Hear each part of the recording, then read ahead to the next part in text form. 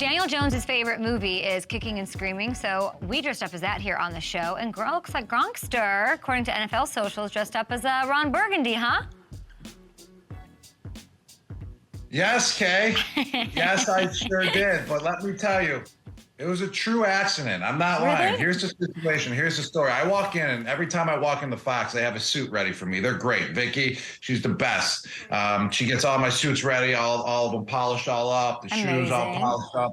I walk in, I'm always excited to see what color suit I have that day. And I walk in, I'm, ooh, all right. You know, you never really had this red velvet color before. You know, I put it on, I get to the set, and I'm like, you just started thinking to myself, I'm like, wait a second.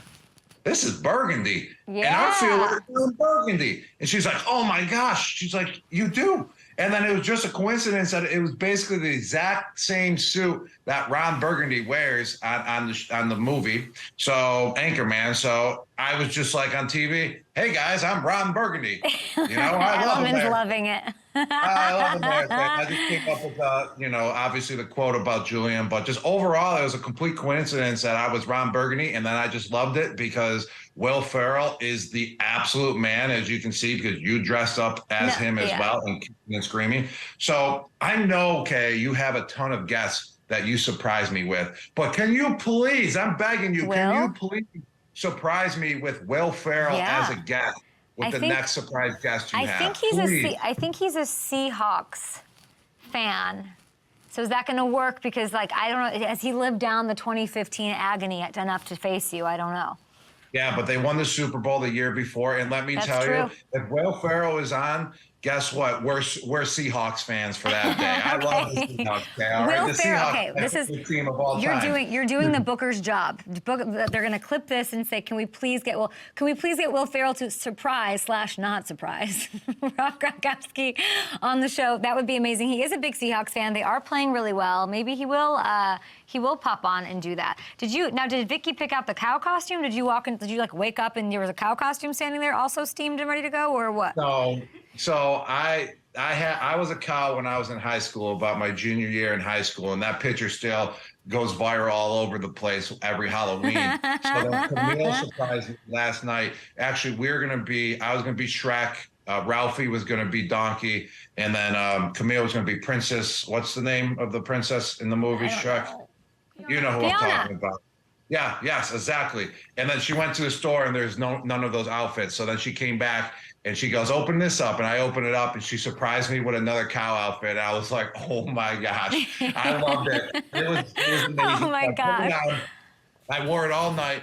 I actually went to FedEx last night in the cow outfit. I opened the door and the guy just starts shaking his head. He's like, Gronk, you're a cow. And I go, moo. I was like, I know. And he loved it, but he was still shaking his head that I walked in with a cow outfit on. And then on top of it, Ralphie was Snoop Dogg. Camille grabbed an outfit, Snoop Dogg, sent a video to Snoop Dogg, a DM to him saying, yo, Snoop, check out my diggity dog, D-O-double-G, Ralphie Dogg. And then Snoop sent a video back of him, you know, doing his thing saying, Ralphie, you the man. I appreciate the love. It was the coolest DM I ever gotten. That was a good Snoop impression. I mean, he was kind of, you know, yo, Ralphie, man, you the man. Thank you, dog. Why were you at FedEx on Halloween? What are you doing? What are you sending? Well, that's Snoop sent that to me. It was pretty cool. Oh, no, why were you at FedEx? So, I went and I had 3 of my friends, they needed a signed jersey for a charity event. So I said, I'm a good guy like that. Send a jersey. I'll send it back out. And Gronk does it himself. That is unbelievable. I heard it. I had a fitting the other day for something, and I try on like 19 things, and somebody said, we had a fitting with Gronk. He came in, we had 100 things, and he tried one thing on, goes, this is fine, and walked out. I do remember that. That you walked in, you were like, no, this, and they were like, wait, what? And you tried one on, and you were good. I was good to go.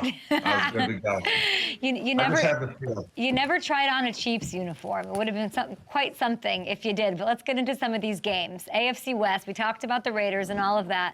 Wait, why did you just do that eyebrow raise about the Chiefs? And see? I'm not going to try a Chiefs uniform on, Kay. You're going too far now. No, I was just trying to segue professionally into these matchups from FedEx and cows and God knows what else. Okay, they have to right the ship, these Chiefs. They lost. They had the flu game that didn't happen. happen with Mahomes and company.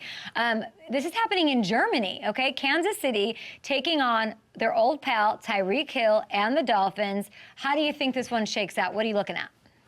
I mean, we got two high-powered offenses. They're both 6-2. Obviously, Kansas City is coming off a loss that they really should have never lost to the Denver Broncos. That was their first loss to them, actually, for Patrick Mahomes, which is incredible that they beat him for so long with that type of streak. And then you got the Dolphins, who are just incredible with what Coach McDaniel is doing. That's a McDaniel that hasn't been fired. That won't be fired either, by the way, Kay. So who wins?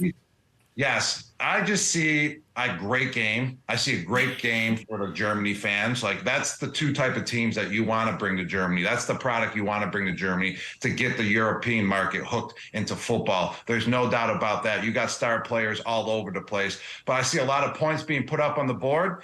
And I see Miami eventually going away with the game as well, because they're just too high powered on the offensive side of the ball. Tyreek Hill, it's not really a revenge game for Tyreek Hill. No. I feel like that was a mutual split between two of them, because Tyreek wanted to be the highest paid receiver. He got to be the highest paid receiver in Miami. He's also putting up stats that he has never put up in his life. And then also on top of it, Kansas City won a Super Bowl last year. So it was a win-win situation. So the Tyreek Hill versus Kansas City Chiefs, that's not really a storyline, but in back of his mind, Tyreek Hill still wants to show what you're missing out on, because that's just the type of player he is. Gronk, and no taxes in Florida. Yeah, no taxes in Florida either. That's why I went down there. not Tom Brady. What is that? We're gonna take a departure here. We do have the news that O'Connell is starting. It's not Jimmy Garoppolo. It's official. What do you think? The rookie gets a shot. No way, man. Holy crap. No way. That guy's getting paid $28 million. Man, I need to sign a contract like that and to be the backup third-string tight end, Kay. Oh, my gosh. Why do you think they did this? They must not have the trust in Jimmy. There's no doubt about it. They obviously see him as a factor of them not winning games.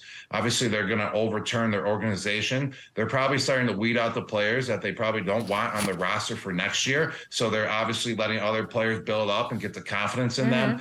They kind of need a spark as well. I mean, they lost to the Chicago Bears with a backup quarterback that was Division II last year. Not saying anything against them, but still, that's brutal. There's no one ready going from a Division II program going into the NFL that should be winning a game. And they beat the Vegas Raiders, so that's bad. So they need a spark bad, and I guess Aiden O'Connell, he's ready to go. He had a little playing time, and obviously they don't trust in Jimmy Garoppolo. I mean, they just said it by starting Aiden. There's no trust. I told you that Mark Davis reportedly talked to his players about decisions that were being made, whether it was the Pierce takeover, whether it was the reshuffling of interim coaches and all of that.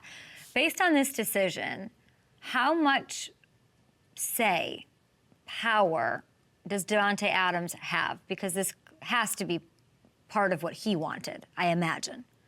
Yes. I mean, you don't want to lose a guy like Davante Adams. I'm pretty sure he was probably up on the trade market, but obviously the Raiders didn't trade him. I would say he has a pretty good amount of power for being just a player. Because players, even if you're the best player, star player, it's hard to get power in an organization, especially when you're only there for 2 years. But they paid him to be the highest paid wide receiver in the NFL. So I would say he definitely has some serious pull. There's no doubt about it, because you want to keep him happy. He's putting people in the stands, because who doesn't want to go see him play? He's just a once-in-a-generation talent. So you got to keep him happy. And overall, Davante Adams, if he's saying something, you got to listen, because you brought him in here to win, and he wants to win as well. So, hey, whatever Davante Adams says, I guess you got to listen. We have other quarterback news. Do you want to chew on this for a second? Taylor Heinicke, I believe, is going to get the start. Ian Rappaport reporting this. The Falcons expected to start him per Arthur Smith over Ritter. All right. Who do the Falcons even have? That would be good to know. Yeah, I think that's Vikings, a good play. Ritter, who do they have? Ritter isn't that electric, Kay.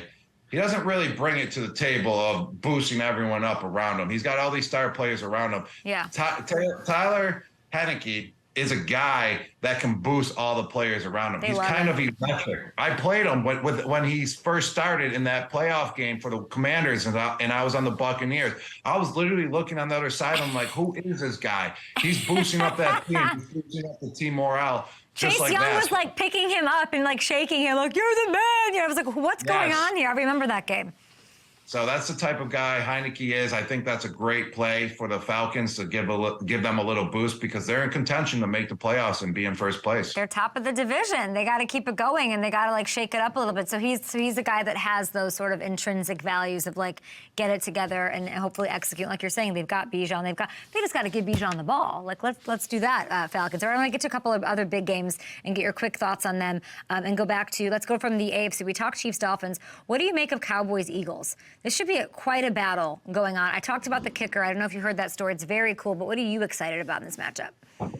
I'm excited to see, two solid teams playing each other. Two teams that are kind of up and down, but they're at the top of the NFL. There's no doubt about that. And Micah Parsons, I want to see him stop that tush push. I'm giving him the challenge of being the first player to legitimately stopping the tush push. We want to see it stop. Now they're doing fakes off of it. He's the only guy, I think, in the NFL that can bring enough attitude to the table to stop it and show up the Eagles. So we will see what happens there. I feel like you could stop the tush push. I could. I would jump over the line and I would just give Jalen Hurts a stone cold stunner right to the ground. On that note, short break here. Thanks for watching. Subscribe here to get the latest Up and Adams content right on YouTube.